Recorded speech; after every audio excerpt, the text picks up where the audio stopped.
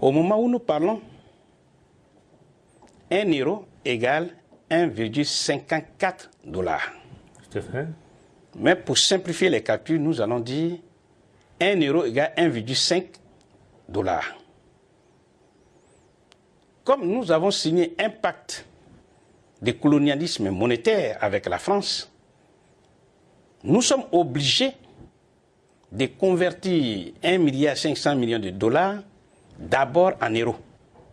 Ce qui veut dire que pour l'obtenir en euros, on est obligé de diviser 1,5 milliard de dollars par 1,5, ce qui nous donne 1 milliard.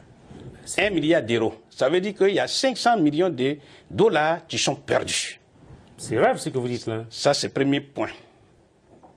Deuxième perte,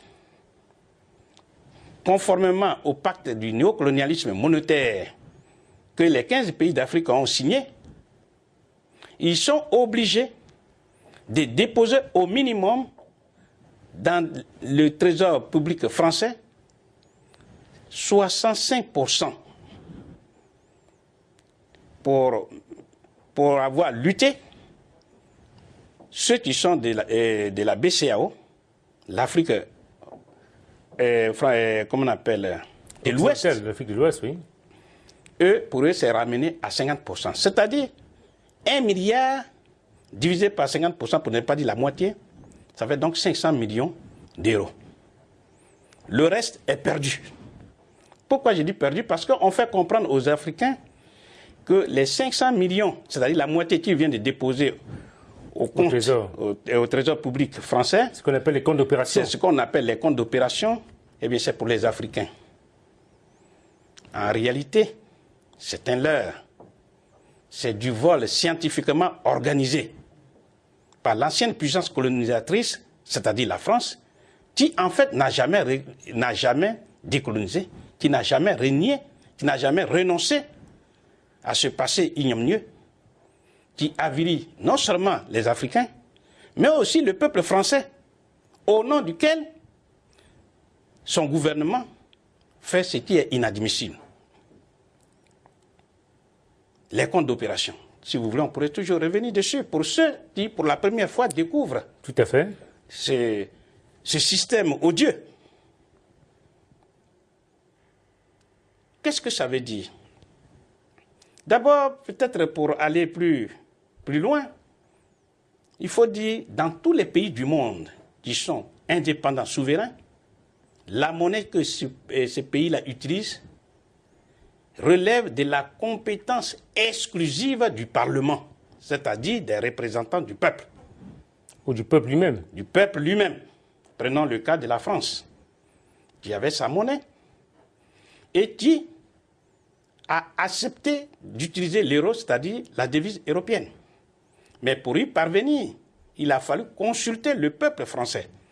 Par référendum. Par référendum en congrès. Et c'est le peuple souverain, en toute souveraineté, a dit que nous rejetons notre ancienne monnaie, le franc français, et nous prenons l'euro comme notre propre monnaie. Dans le cas des pays africains de la zone franc CFA, ce n'est pas le cas. Parce que le franc CFA, qui veut dire le franc des colonies françaises d'Afrique. Encore aujourd'hui. Encore aujourd'hui, on essaie de maquiller en disant le franc de la coopération financière en Afrique, etc. Je ne rentre pas dans ce débat. Parce que le problème est trop sérieux. Il faut informer rationnellement nos compatriotes qu'on maintient volontairement dans l'ignorance pour mieux les piller. Donc je disais, le franc des colonies françaises d'Afrique a été inventé à partir d'un rien par la France. Et ceci, le 25 décembre 1945. On est au lendemain de la guerre. C'est-à-dire juste après la guerre. Pourquoi? Parce que la France a hérité de ce système-là du nazisme allemand. Parce que pendant que la France était occupée par les Allemands ont créé un marque qui était utilisable uniquement dans les territoires que cette Allemagne occupait, notamment en France. Ils ont dû également l'utiliser alors en Afrique, au Togo, au Cameroun, par exemple. Mais je veux me polariser sur ce problème pour mieux faire comprendre à nos compatriotes le problème réel. D'accord. Donc, les Allemands ont utilisé ce marque, je dirais coloniale, ici en France, mais qui n'a pas cours légal en Allemagne. C'est-à-dire que ce n'est pas utilisé en Allemagne. Et pendant que l'Allemagne inventait ce marque-là, un marque était égal à 10 francs français.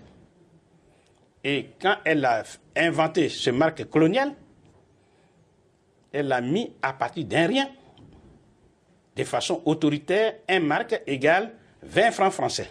C'est-à-dire qu'il y a eu une dévaluation. Une dépréciation. Une dévaluation 100%. Puisque du simple, on passe au double.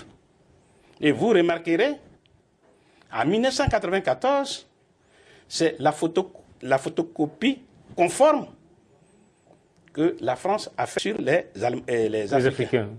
C'est-à-dire, on est passé d'un franc français, qui était égal à 50 francs CFA, à 100 francs. Donc, il y a eu une dévaluation, non pas de 50%, mais de 100%. Là encore, il y a eu une mystification du langage de la France, et on a fait comprendre à tout un continent que la dévaluation était de 50%. Passons. Mais je reviens sur ce problème. Pourquoi la France avait inventé donc cette monnaie? C'était justement pour deux objectifs précis.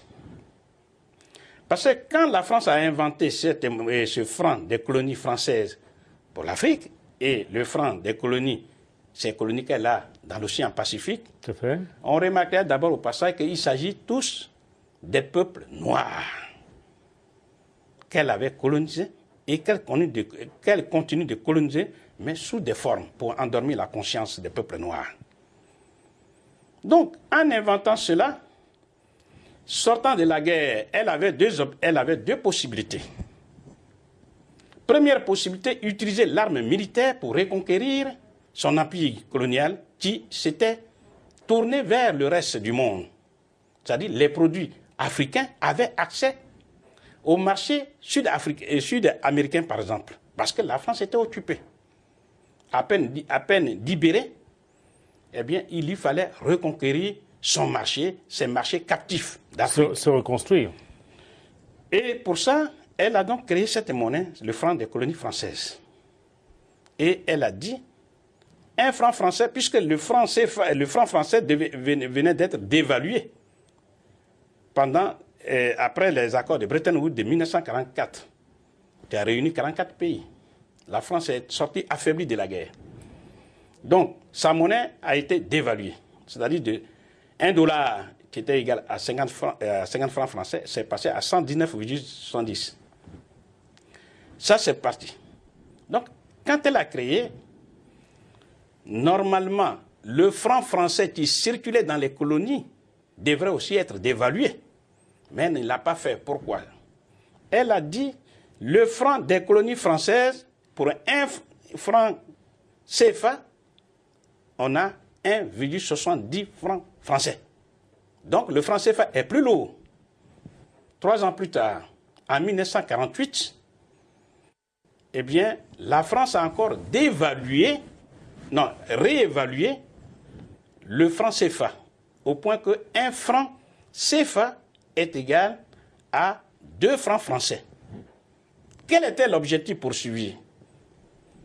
Eh bien, d'abord, en donnant ce pouvoir d'achat de façon artificielle aux Africains, la France ne poursuivait pas un but humanitaire.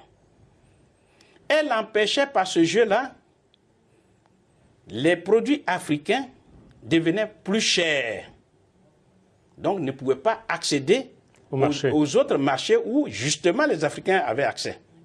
Comme exactement au moment où 1 euro est égal à 1,54 $, les produits européens sont plus chers. On dit qu'ils sont moins compétitifs. Donc, les États-Unis d'Amérique s'entourent, font ce qu'on appelle le protectionnisme monétaire, puisque les produits européens ne peuvent pas y pénétrer puisqu'ils sont trop chers. Donc, ils retournent. On reviendra dessus. Donc aujourd'hui, qu'est-ce qui se passe? Disons, à cette époque, la France avait